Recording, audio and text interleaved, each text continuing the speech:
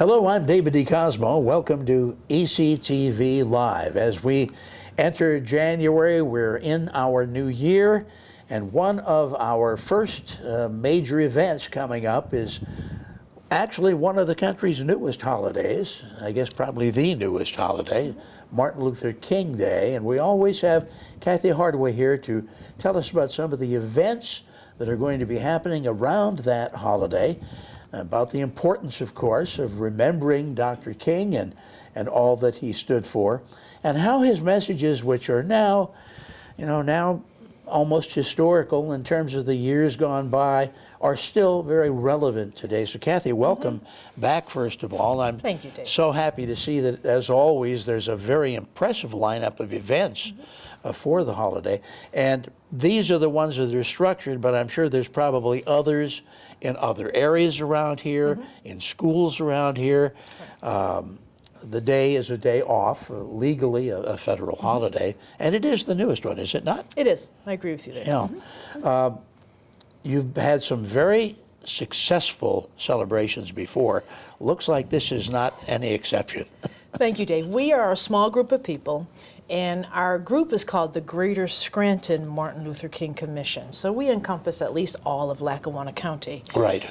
And what we attempt to do is to make the holiday a weekend, because the holiday actually falls on a Monday. Right, it's one of those Monday assigned holidays. Correct. So. But we start on Friday. And for instance, last year we did a survey at our dinner, our major function, and we asked our audience, who should really we target our message to? And they felt that should be the youth, particularly middle school, high schoolers. So this year we've attempted to really take that to heart. And one of the first things we're doing on Friday of the holiday, which is January 17th, we're having a basketball game at Weston Field. And the basketball game will be between youth from United Neighborhood Centers, which is one of our partner agencies, and the Scranton Police. And we've had 2 or 3 of these games. They're fun. It's open to the public. The kids love basketball. Yes, sure. And it is nice to build that camaraderie among the police and particular minority youth. We're talking about, I don't think there were any females. There were a few female police officers, but all the teenagers were young men of color.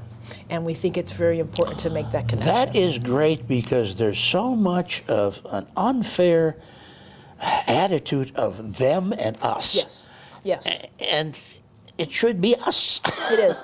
And this is our opportunity. We believe clearly Martin Luther King would want to see the us.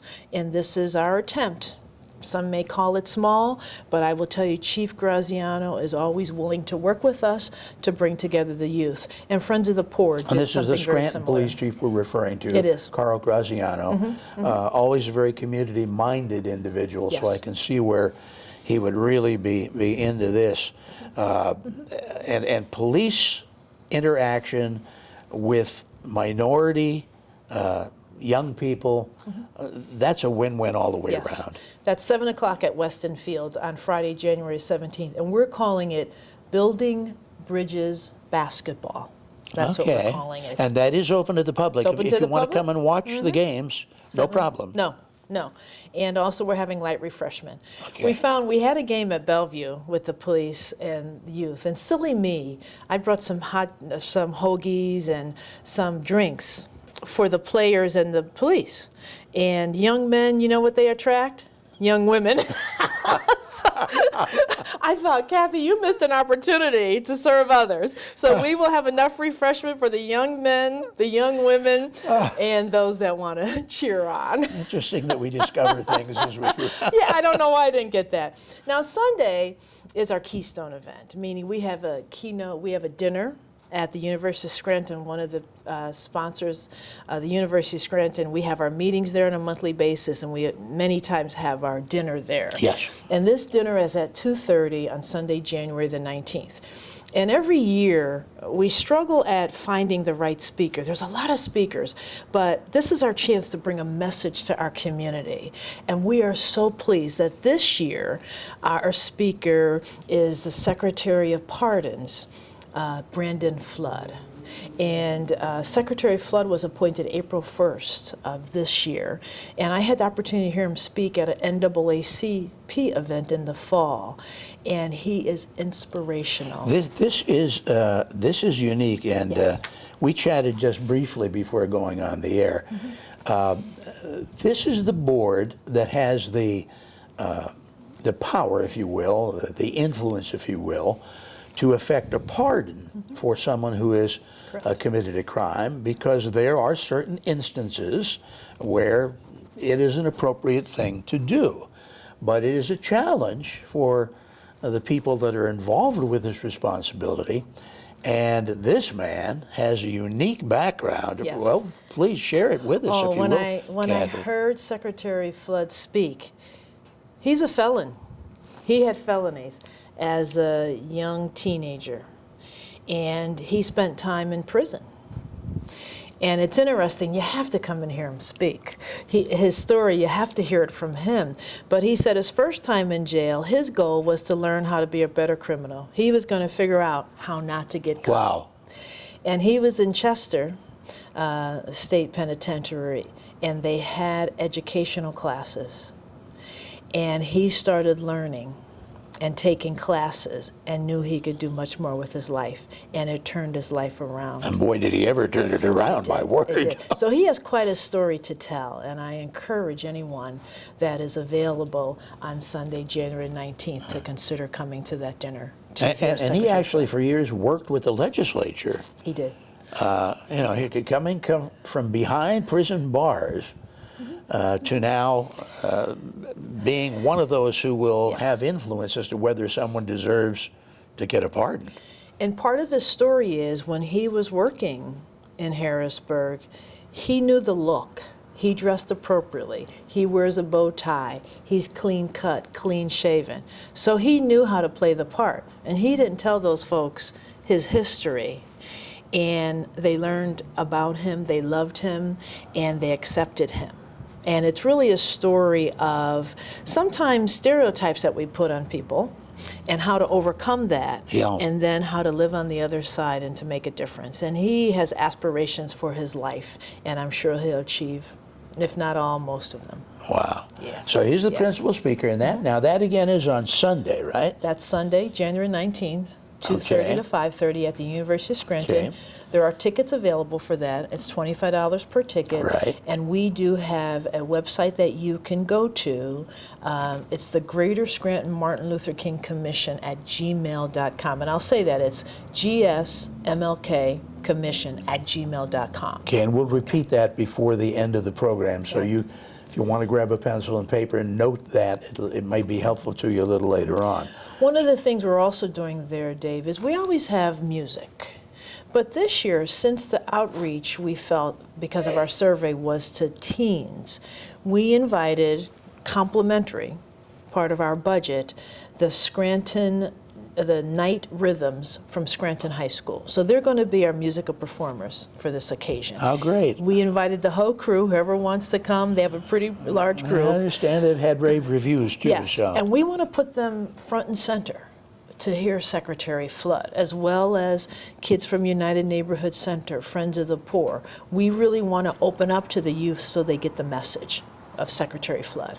Well, you know, we've talked on this program in the past about the real value of addressing Dr. Martin Luther King's history and objectives to the youth, and becomes more and more important as the years go by, and we realize that none of these young people were alive when he was fighting his battles and leading his missions. And so, you know, it's almost like a fellow like myself. I grew up and I hear about Abraham Lincoln, but he wasn't alive while I was alive, and yet the impact remains Yes, all these years. Yes. So to address this and to target it to the youth, I think is just absolutely the perfect thing to do, so that those ideals are carried on. And those of us who were alive when we saw him and were impressed by him, we can pass along the message. Right. That's all we can do. And as you were saying that, I failed to mention every year we have a theme. And our theme is taken from one of Dr. Martin Luther King Jr.'s speeches. Okay, what's that? So our theme this year is all humanity. And I just want to get some context to that because he gave this speech December the 3rd, 1956 in Montgomery, Alabama. That was a year into the Montgomery bus boycott. Right, okay.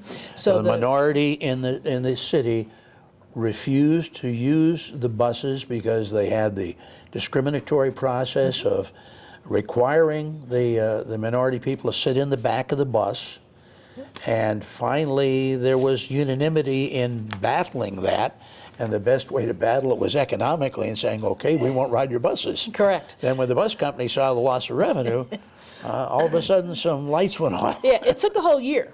That Yes, that's boycott right. started December the 1st, 1955, and ended December 21st, 1956. I did not realize it was that long. Yes, but it was you're that right. long. Yeah. And this speech was given December 3rd, 1956. So they still weren't riding those buses Yeah, just yet. yeah. But this was a speech, and the part, when we say all humanity, the phrase that we are taking from this speech given was, we are challenged to rise above the narrow confines of our individual concerns to the broader concerns of humanity. And when he was talking to that group in Montgomery, Alabama, he was looking at how small geographically it's become. In the part of the speech, he says, you could have breakfast in New York City and dinner in Paris, France. Yeah, that's right. We've gotten smaller. And what he said, and this is one I love, he says, through our scientific genius, we have made of the world a neighborhood because what you do affects me and vice versa. He says, now through our moral and spiritual genius, we must make it of a brotherhood. And this was a whole movement of nonviolence. Yes, that's right. And he said more and more, we've got to come together in this world of all humanity. And in our discussions, in our theme, we want to talk more about how we're all brothers and sisters than our differences. One of the things that are going to happen on Monday, the actual holiday celebration itself, right? Yes, is Friends of the Poor will have an event at St. Mary's Center, and they are collaborating with the Geisinger School of Medicine students. And they will have that in the morning I take that back, from noon to 3. And Sister Ann Walsh oversees that, Okay. and you can contact Friends of the Poor if you're interested in that. And they have a large group of students that use their services. So they can pack St. Mary's Center alone, but it is open to others. But what's happening at Penn State Scranton is Dr. Marwan Wafa, since he moved to the community, he is keen on diversity. And one thing he has done every year was been involved in the celebration. And he has an awards dinner where he recognizes citizens and students that have been examples of diversity or health diversity in the community and on the campus there. But one thing he's doing is he's sponsoring a youth dialogue on humanity. And so from 2 to 4 in the afternoon, he's inviting middle school and high schoolers to campus to talk in small discussion groups surrounding our theme, talking about diversity, talking about why are we not looking at each other as brothers? Mm-hmm. You know, are we looking more at our differences than our similarities? And we're working on just asking a few questions to engage the students in a discussion. Last year, the University of Scranton sponsored something similarly. And we had students from Holy Cross, and we had students from United Neighborhood Centers. I led the discussion. We had 4 different groups of teenagers discussing. And it was so great because at first they're nervous. They don't know each other. And there is quite a difference between a public school student, at least the perception. There's a difference between public school students and parochial students. And it was obvious at the table. And as normal, as usually does, the parochial students sat on one side, the public students sat on the other side. And one of the questions became, you know, why did you even choose to go to parochial school? Because we were kind of having some, what I thought were easy questions in the beginning, just talking about school and, you know, why Holy Cross, why Scranton? And it was very interesting because at the end, the students got to share why parochial school. And I will tell you, the public school students just said, okay. They thought, you know, maybe it's because you had more money than I had. Maybe because you were smarter. Than, you know, and there's all those perceptions. Yeah, sure. You know. Sure. And of course, many of the students that we're working with at United Neighborhood Centers are disadvantaged, maybe families, maybe in poverty, or just not the status that they may have seen the students across the table. And at the end, they realize some of the students went there because their parents, their family goes to parochial school. That's what they do. Yes, yes. You know, that's what you do. Family Yes. tradition more. Exactly.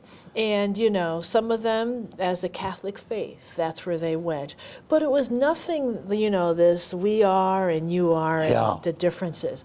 And I really felt we made a difference in the perceptions of those two student bodies last year. And I hope the same thing can occur in our discussion on all humanity this year among the students. Now, So along that line, you've also been, the committee yes, has also been promoting dialogue beyond the holiday. correct. Now, that's important. Yes, and I must say, I'm going to give Dr. Wafa and his wife Sahar some credit. They came to the community, and on the campus of Penn State Scranton, they started diversity circles.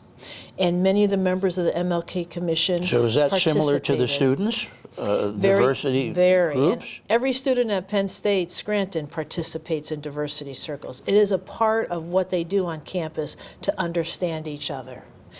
And we started there, and then also the University of Scranton started discussion groups on their campus. And now we have Marywood, Penn State Scranton, University of Scranton, Lackawanna County, the Arts Engage, and the Martin Luther King Commission working throughout the year on discussion groups. Now, we just recently had one for adults. And the committee was daring. In November, we had a discussion group at Shopland Hall, the Cultural Center, and it was faith and politics. Oh, and wow. we were very concerned. We had it on November 18th, which was after the election. And as you know, the city of Scranton and Lackawanna County, this election was difficult in some regard because everyone was concerned. We had a mayoral race with a lot of different candidates, and there was, you know, there was some discussion there, and of course, at the top of the commissioner's race with the county. And so I will tell you, before the election, we had about 15 RSVPs for this. And the committee thought, you know, no one wants to talk about politics, or no one wants to share their political views. It's a tough subject. It Sure. is. But I will tell you, by the night of, we had to close. The weekend before, we had to close registrations because we had 90 people registered to talk faith and politics. And Dave, I just want to, there were two questions primarily that surrounded. The first question was, share a personal story or experience about how your faith or worldview shapes your political views. So we don't want to know if you're red or blue. Mm-hmm, right. We want to know personally. So it's the I. What shapes your political view as it pertains to your religious values? Okay? And we want it to be personalized. We don't want to hear what your mama or your daddy. We want to hear about you. And the second question was, what is the political issue or set of issues that you care most about in relation to your faith or worldview? So you have to be reflective and think about this and give examples of why you feel the way you feel. Now, when the students did this, you indicated they were initially reluctant to even speak up. Very How were much the so. adults? The adults were better, but you could see sometimes we had to keep saying, use I, personalize it. This has to be your experience. Yes. We're not looking for what's happened nationally, you. And people had to think about that because then you do have to share personally. Sure.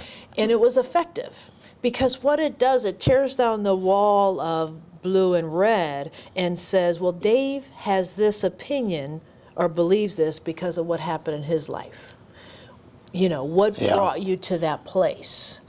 And it does. Every time I participate in a discussion group, it changes who I am. This is such a great subject because generally when you go somewhere, you're told you don't talk about religion or politics. Those are those two verboten subjects. Correct. And we were concerned. We only had 15 initially, but we had to close registration because Well, we couldn't fit any more people. And the fact that this is an ongoing type Yes. thing is very encouraging. Yes. The more you do it, the more people are going to open up. Right, right. And I must say, one of our other partners is the Scranton Area Ministerium. And I don't know if you've seen the paper. They've had interfaith services. And the interfaith services have brought together different religions. Many times when there's been something that happens in the community or in our nation.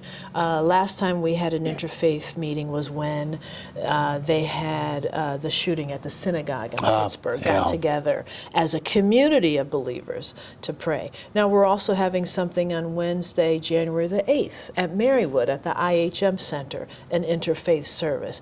And it just fits the MLK Commission, though we may have our weekend of events, oh my goodness, we need to, and we just feel strongly that we have to participate in interfaith meetings among different religions and among community dialogue that bring our community together. It fits so well with Sure, what Martin Luther sure. King would believe in the brotherhood, in the all humanity. So Yeah. we're excited. I think you've woven a nice plan. Yes, And of course, yes. the day itself Yes. has still more activities. As a matter of fact, there's the celebration and luncheon and discussion.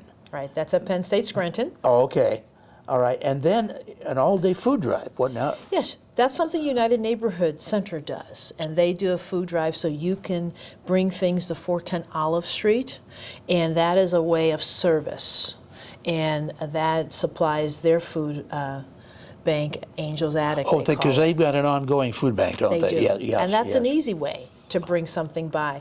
And of course, Martin Luther King marched, and we always have That annually our is sort of the march. highlight. Yes. The visual highlight of the celebration, is. and that starts where? That starts at United Neighborhood Centers at the 410 Olive. Okay. And so we march, and that starts at 4:45 on 4:45. Monday.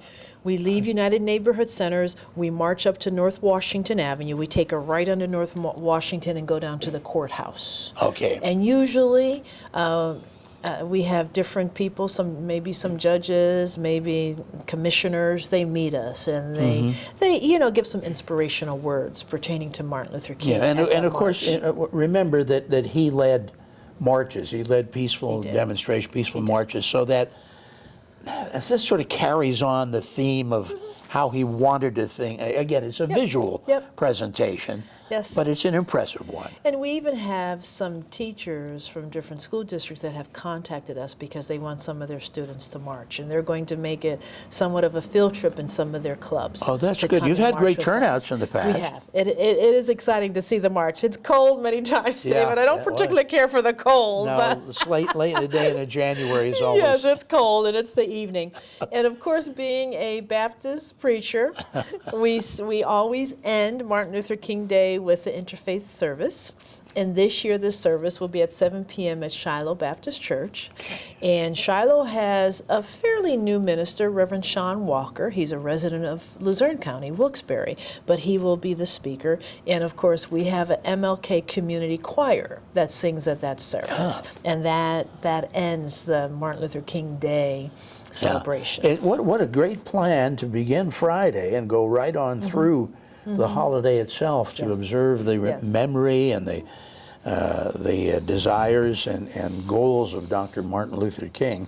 I have another question before we close, but I do want to once again give the web address for anyone who wants any information on any of these activities. If you'd like to jot this down. Yes. And it's great. Our name is the Greater Scranton MLK Commission. So it's GSMLK Commission@gmail.com. okay? And we will send you information so far as our events are concerned, and also tickets, if you want tickets. The information is there. We have someone that mans that email address, and then there's also a website, the Greater Scranton Martin Luther King Commission. It's just a great plan for observance. Before we close, Yes. for people who are watching and think to themselves, you know, I don't get involved in all that holiday itself. I don't do a lot, but I like the idea of blending with other people and learning about them. And what can they do at home to be more mindful of his goals and getting people together? I don't know. There are and I will tell you what I do. Our family, we do, and this is the modern age. There's still a lot of videos out there so far as the marches and what the legacy of Martin Luther King, and many times on YouTube as a reminder. Also, there are books out there that talk about his speeches, his vision, to go there. But I also believe that as a community, we need to come together. There's nothing like sitting across from someone at a dinner, at a church service. Have an open at a discussion. march. It is, and at our discussion groups, just because I always thought I was pretty open, and you know, but oh my goodness, when you hear someone talk about their personal experience, at the diversity circles, it was your personal experience with racism, and talked about people that experienced racism in their country, in this country, and what it did to them, or how religion has molded your political views and values. Yeah. Nothing beats dialogue, does Not it? at all. Not at all. Well, I wish you a happy New Year and a very Thank you. successful Martin Luther King holiday. I give you great credit for all the work that you do and the heartful commitment that you have to it as well. Kathy Hardaway, thank you so much for joining us. Mark McGlory, thank you for keeping us in focus. I'm David D. Cosmo. Until we see you again next time on ECTV Live, here's hoping all your news is good.